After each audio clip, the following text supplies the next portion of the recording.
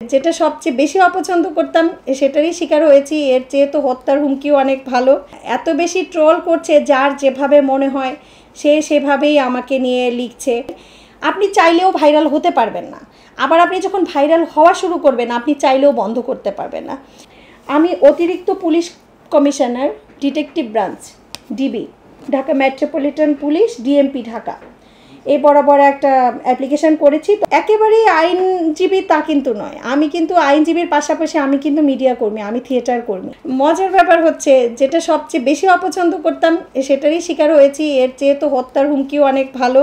সেটা হচ্ছে এত বেশি ট্রোল করছে, যার যেভাবে মনে হয় সে সেভাবেই আমাকে নিয়ে লিখছে।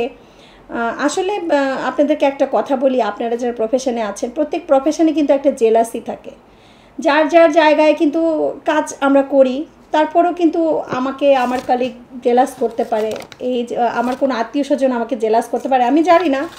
সামহাও আমি আসলে আমি যে ভাইরাল হয়েছি, মানে আপনাদের ভাষায় ভাইরাল বলেন বা ট্রল, এটা কি আমার কোনো হাত ছিল এখানে? আমার তো কোনো হাত ছিল না। আমার যেভাবে একটা মানুষ ভাইরাল হতে যেরকম মানুষের হাত থাকে না, আমি আপনাদের মাধ্যমে সবাইকে আমি একটা কথা জানাতে চাই, আপনি চাইলেও ভাইরাল হতে পারবেন না, আবার আপনি যখন ভাইরাল হওয়া শুরু করবেন আপনি চাইলেও বন্ধ করতে পারবেন না। যার কারণে আমি হয়েছে কি, আমি অনেক কিছু দেখেছি।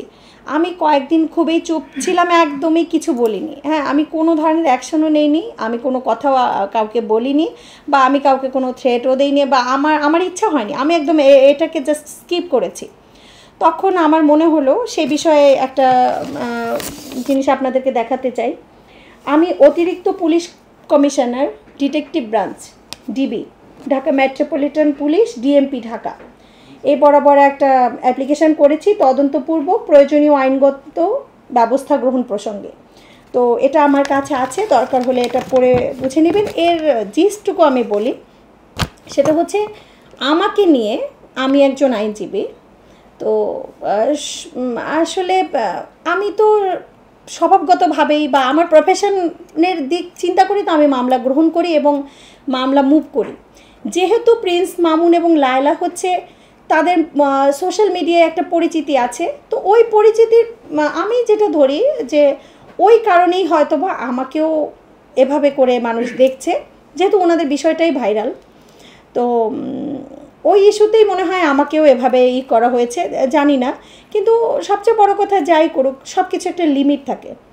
লিমিটটা ক্রস হয়ে গেছে যখন আমি দেখলাম আমার ফেসবুক থেকে বিভিন্ন আমার একটা টিকটক আইডি প্রসঙ্গে বলি, আমার একটা টিকটক আইডি আছে। আমি কিন্তু একেবারেই আইনজীবী তা কিন্তু নয়, আমি কিন্তু আইনজীবীর পাশাপাশি আমি কিন্তু মিডিয়া কর্মী, আমি থিয়েটার কর্মী, আমি একজন থিয়েটার কর্মী। ঢাকা আইনজীবী সমিতিতে যে নাটকগুলো হয়, খোঁজ নিয়ে জানতে পারবেন যে মেইন চরিত্রগুলো আমি করি। প্রতি বছর একদম কেন্দ্রীয় চরিত্রগুলোতে আমিই থাকি এবং আমি একজন বাচিক শিল্পী।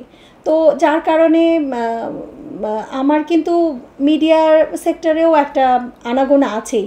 তো আপনারা কিন্তু জানেন যে মিডিয়া সেক্টরের সবার টিকটক আইডি আছে, আর টিকটক আইডি কি আইনত দণ্ডনীয়, আপনারা কি জানেন সেটা?